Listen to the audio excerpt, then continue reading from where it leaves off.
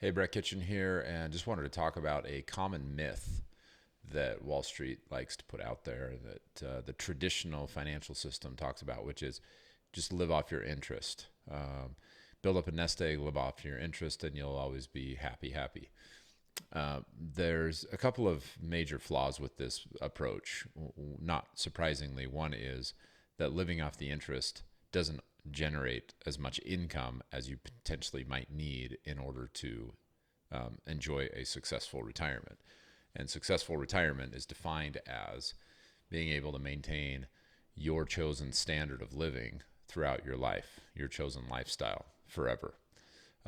If you have to downgrade your lifestyle, if you have to sell the house or sell the cars or move in with the kids or all those kinds of things that end up happening to retirees, or they can't spend as much because they're in fixed income type problems and their income doesn't go up with the cost of living, then that's not defined as retirement success because you, by definition, are having to reduce your lifestyle in order to survive. Not what we want, right?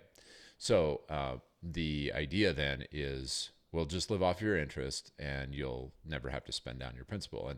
And so flaw number one is, well, how much interest am I making if I've put my money into a quote unquote rebalanced portfolio that still kind of has risk in the market, but has a little bit more in the way of bonds? And the answer is in the math.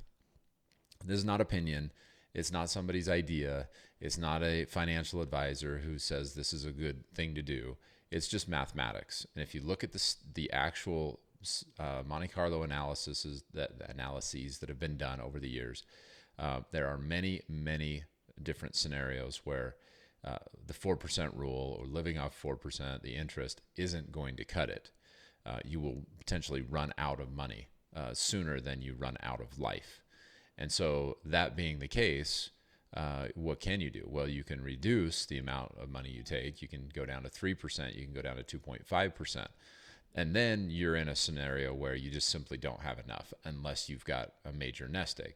If you've got 2 million, 5 million, 10 million, then yeah, you could probably live off 2 or 3% and be okay. But if you've got only $1 million and you're trying to pull 2.5%, that's $25,000 a year before taxes.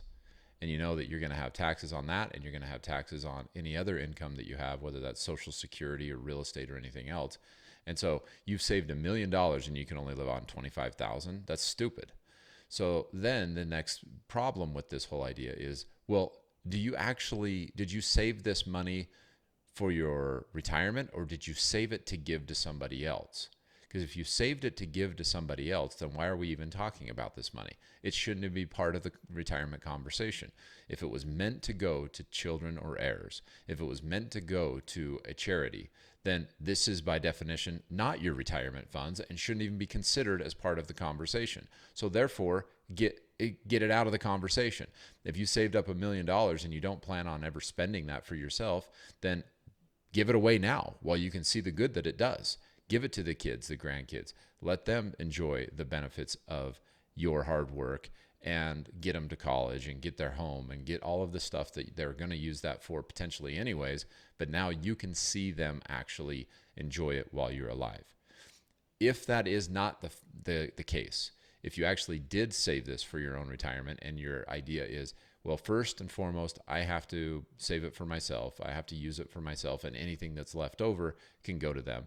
Well, there's a couple of ways to deal with that. One is to simply plan to give and know how much you want to pass along to each one of the heirs and make a plan to do that. And then everything else should be used as your own retirement funds.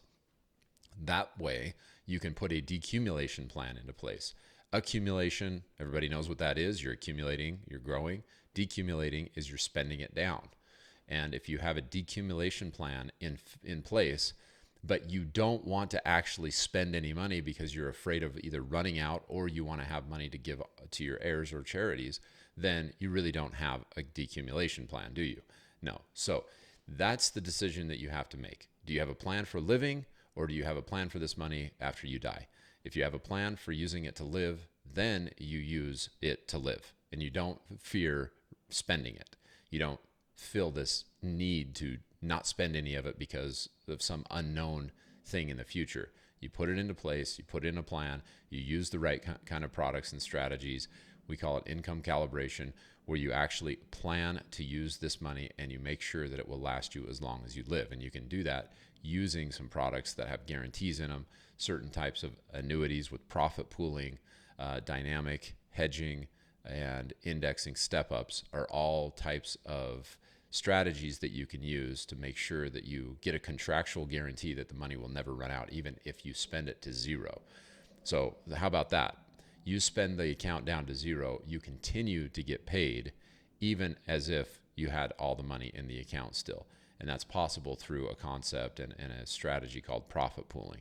So if you're interested in learning how to do that so that you can spend freely, you can enjoy the retirement, you don't have to be worried about running out.